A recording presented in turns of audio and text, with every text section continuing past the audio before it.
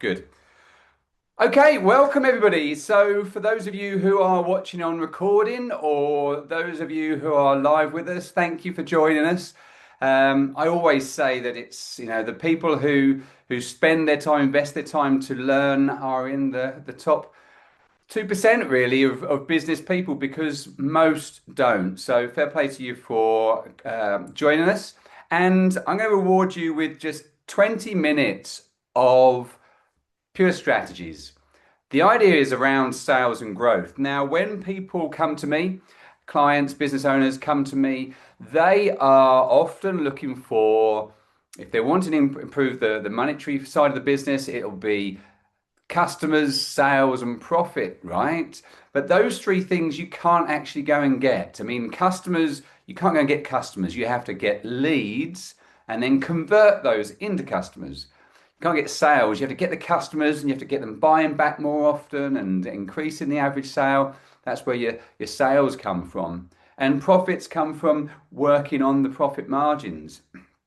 So we're going to look at some areas today which will give you quick and easy ways to increase your sales and your profits. And unlike marketing, where we want to get loads more leads, it's not going to cost you a lot of money. And these are things that could work straight away if you implement them correctly. Um, a lot of people want to have more leads in the business, but if you're not converting enough leads, then just getting more leads is going to mean you're going to burn more leads, right? So we're going to look at stuff today that you can work on that's not a big cost to you, that you can get some great results. So let's kick off then and jump in there. So the first area I mentioned was conversion rate, actually. Well, I said leads, but you've got to convert those into customers. So first of all, do you know what your conversion rate is? So how many leads are you getting currently? If you're already getting leads currently, then conversion rate's an area for you to work on. So just measuring the conversion rate, once you do that, then you'll start to get more. You'll see that change. Really, it's a rule of nature that anything you focus on will get better, right? So when you start measuring your conversion rate, that will naturally get better. So are you measuring your leads? Are you measuring where they're coming from? And can you work out a conversion rate for each one of those lead sources? Because, for instance, referrals. So referrals are going to convert at a much higher rate than, say, a cold inquiry off of the street.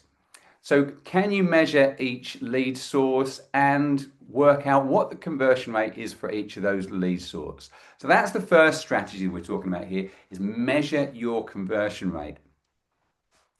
And number two, flowchart your sales process. Every business has a sales process. Now, what that is so whether you're a corner shop or you're a multinational business that does many different meetings before the sales completed with a long running period, you're going to have a sales process. Now, the sales process is just the steps that your prospect takes along the way to get to know you. Now, they might, first of all, click on a link on the website. They might answer a question on the website. They might get sent an email. They might phone you up. There's lots of different contact points along that way. Now, each of those contact points or touch points that the customer has with your organization is super important. First of all, every one of those builds trust. So the bigger your ticket item that you're selling, then the more of those points you need. Equally, every one of those touch points is a chance for your customer or your prospect at this stage to decide that they don't want to deal with you. They can decide that there's something there I don't like. Perhaps the way you answer the phone, perhaps how you look on a picture. So we have to consider all of these things for all of our prospects, because any one thing is another reason for somebody to go somewhere else. So that's why we need to draw out our sales process and analyze it. So once we've sketched out our sales process in a flow chart, then we want to just measure each one of those steps, much like we said in the first metric there. Number three, target better prospects. There are prospects who are going to be more likely to buy your product or service.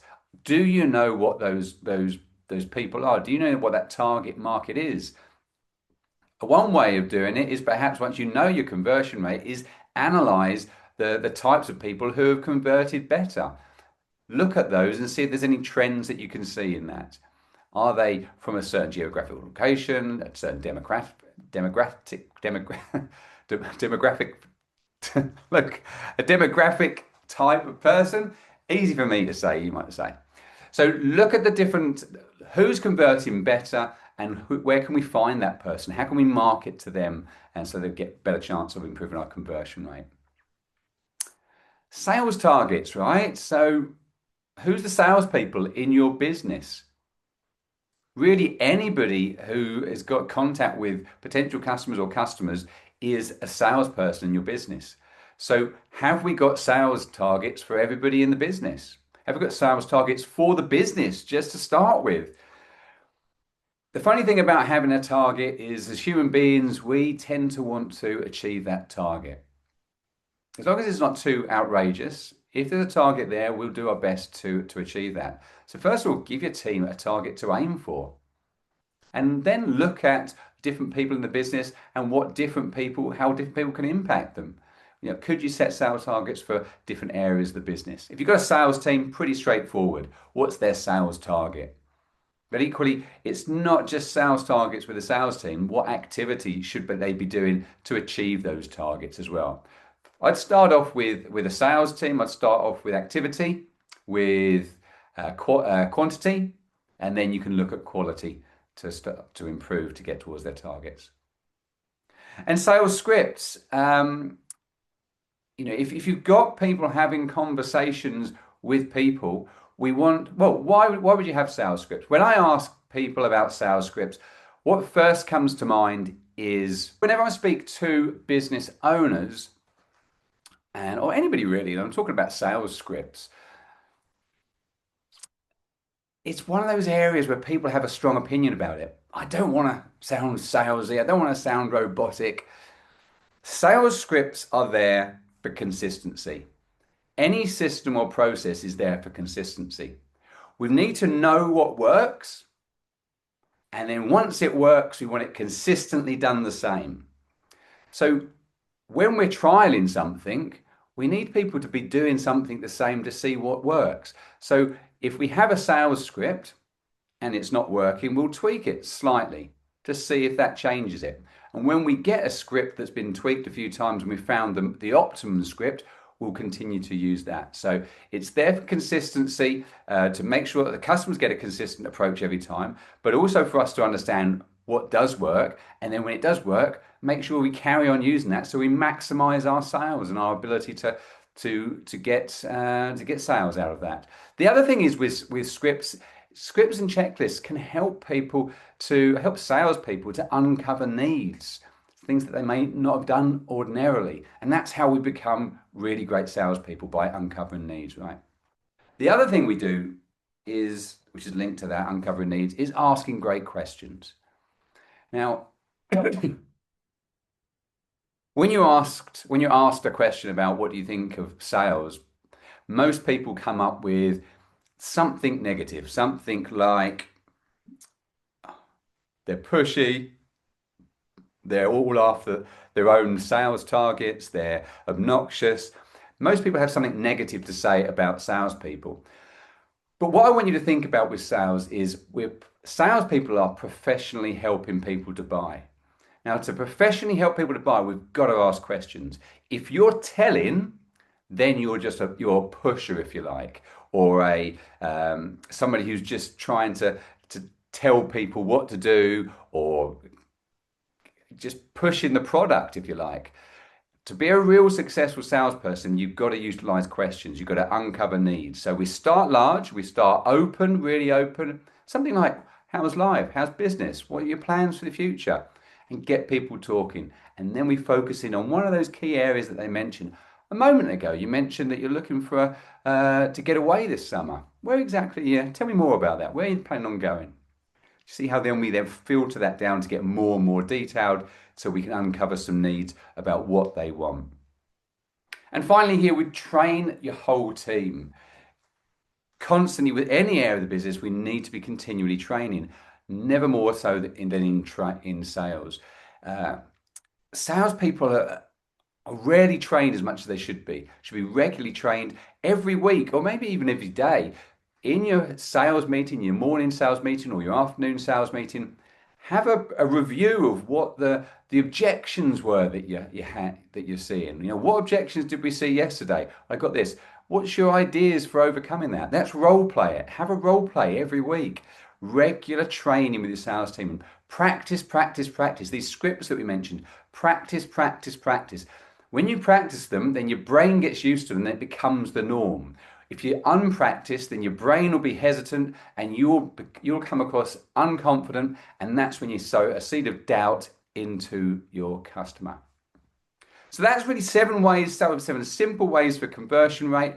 We've got 85 on our strategy picker. So if you want to know more, have a conversation with me about that. Another simple overlooked thing for us to look at is the lifetime value of the customer. So why might we be interested in the lifetime value of the customer? Well, this helps us understand what sort of marketing budget we've got.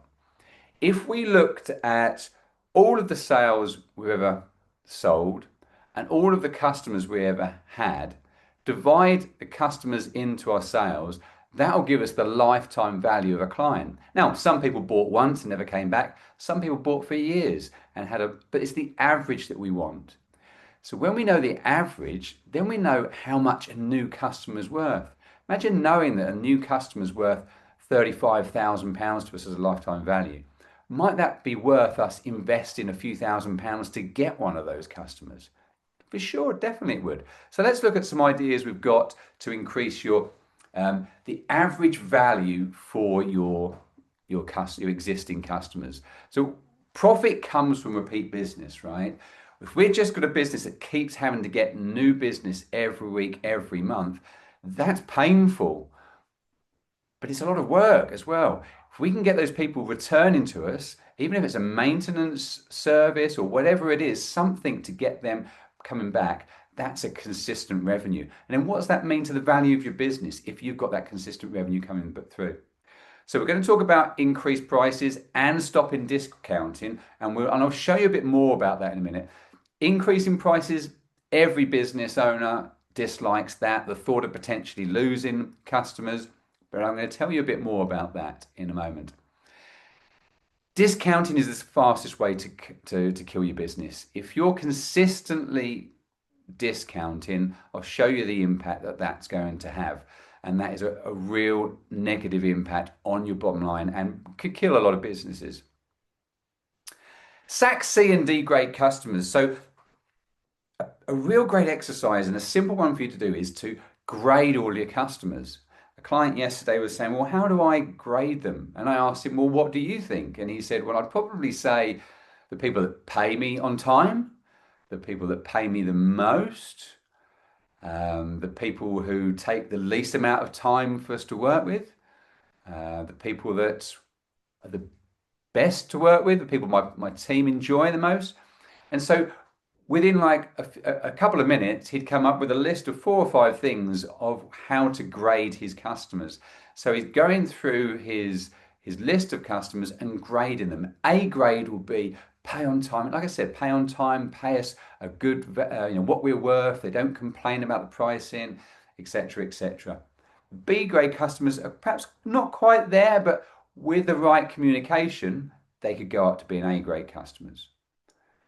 C grade customers have got a bit of work to do, and D grade customers are people that they're probably more often not losing you money if you calculate the amount of time it takes you to do the work and how much margin you're making on them.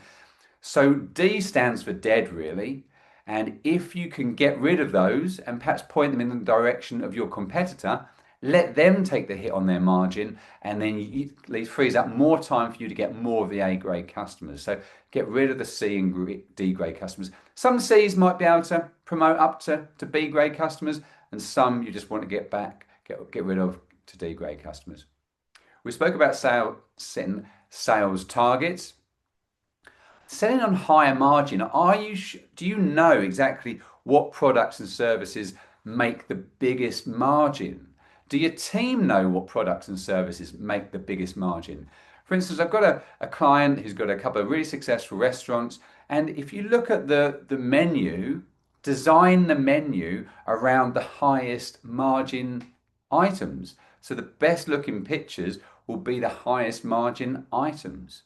So how do you communicate your highest margin items? Does everybody know what they are to make it easier to sell? And I touched on role playing in the previous slide. It's super important just to get the salespeople to get used to role playing different objections. This is just, look, the phrase practice makes perfect is right on here, because the more you practice, the more you get used to it, the more confident you are, and the less worried you're going to be about unusual situations. The more confidence you're going to bring to your clients, the more confidence means more trust. The more trust, the more likely they are to buy from you. So super important to role play. And add-on sales. What is the extra that they could sell? McDonald's. We now know that they started they started off live saying, "Would you like fries with that burger?" And then, "Would you like a drink with that burger?" And now everybody has a meal when they go there. A law firm thought about what could their "Would you like fries with that" be? And what they decided that not everybody has a will. So every time somebody phoned up to ask to speak to one of the lawyers, they just asked the question, "Can I just ask, when was the last time your will was updated? Or would you like us to look at updating your will?" And what they found was 3 out of every 10 were interested. So that's 30% of people that they asked that they got a will, which then led on to other things, which otherwise they would have missed. So what's your "would you like fries with that" question that you could ask in your business? So we spoke about increasing prices, and I said that most people are scared about increasing the prices. Most business owners are scared about increasing the prices. And why are you scared? Because of fear of losing customers. But let's have a look at this and stop discounting. We'll come on to that in a second as well. Hopefully you can see this. But what this is showing is that, okay, so that top box, where the 5 is, that's in line with that 40%. So imagine that those numbers across the top, the percentages, that's your margin. So let's say your percentage margin is 40%, and you decide to increase where have we got to? We've got to discounting. Right, okay. Let's do it the other way around. Okay, so we're talking about increasing prices here.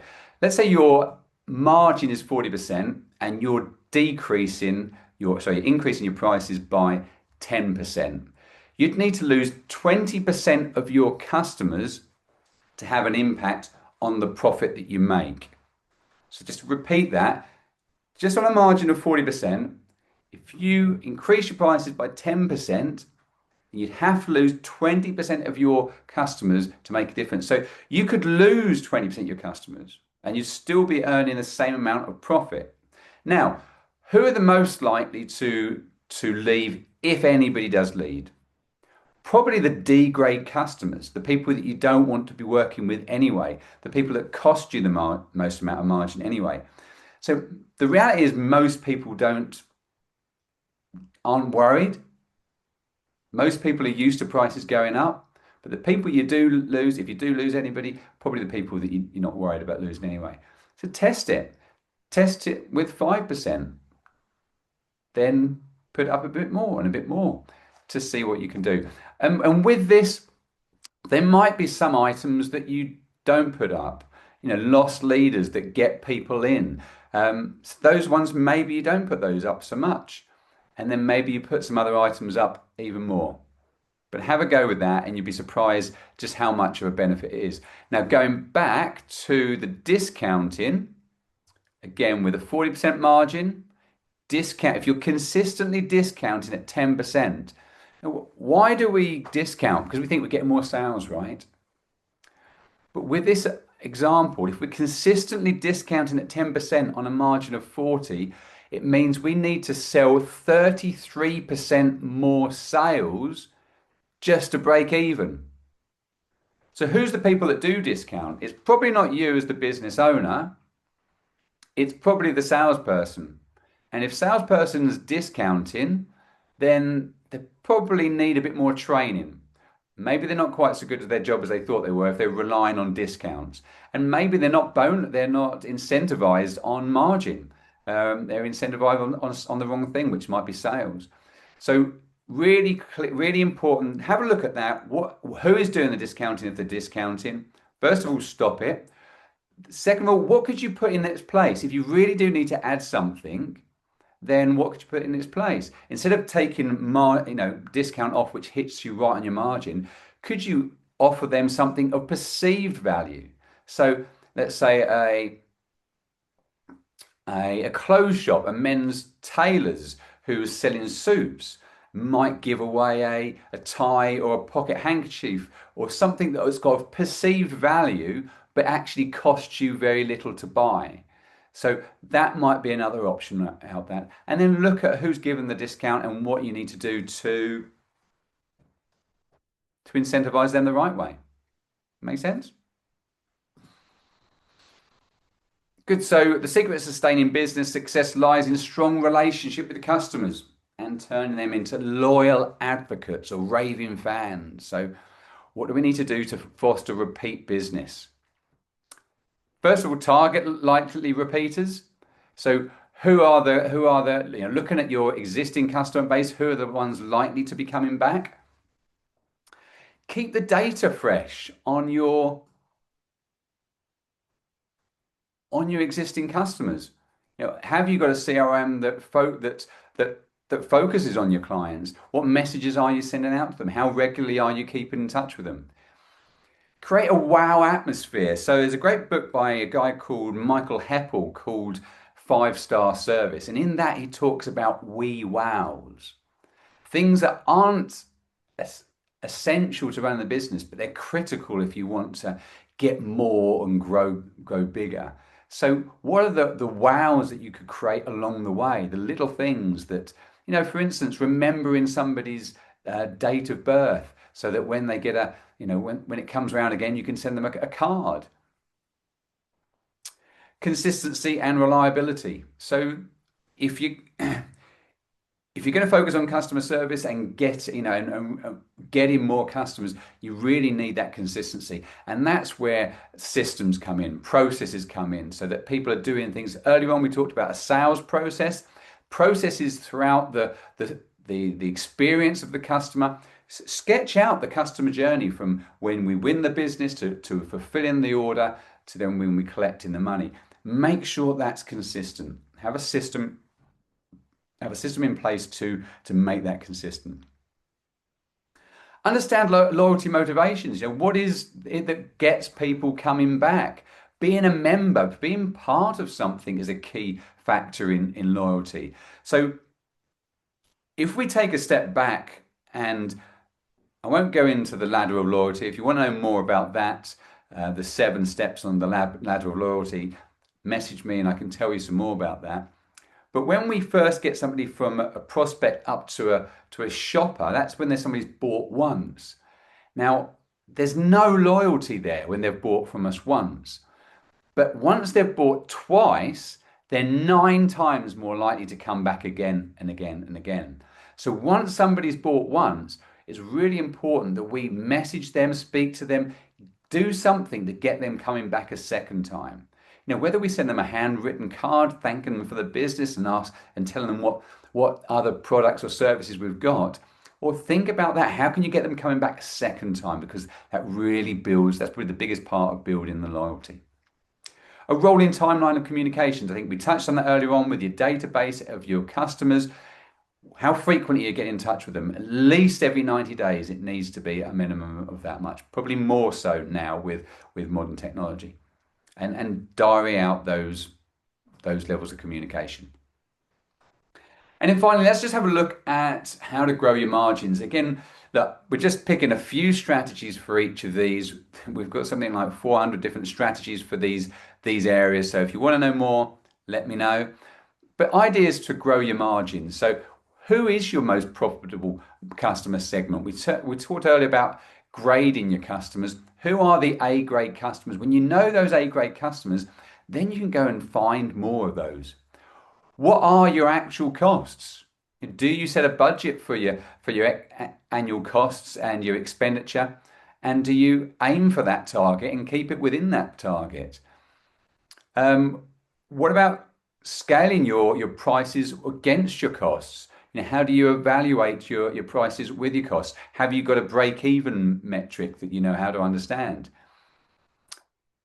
The thing about margin is that some of it's cost focused, but also if we're providing a great service, we understand what makes us unique or differentiates ourselves, and we're marketing effectively, we can charge more for our products and services, and that will naturally give us more margin. But upselling and cross-selling, that's a great way. If you've already got customers who are buying from you, what aren't they buying from you? So a simple thing is a magic matrix. So your products and services along one matrix and your customers down the other matrix. Plot out what products or services they're getting and what's the gaps. These people already love you and they're likely to buy more from you. Much easier to sell to people who love you than to sell to new or brand new customers who are cold. Improve your sales and marketing efforts. We spoke about setting some key metrics, targets, and training for those areas of the business. And again, focus on the high margin products and services. Make sure the whole team knows exactly what the high margin products are and why that's a benefit to the customer, and get them focused on selling those. Target people on margin, how much margin they can make. Great. So we've covered there is a quick fire round of 28 strategies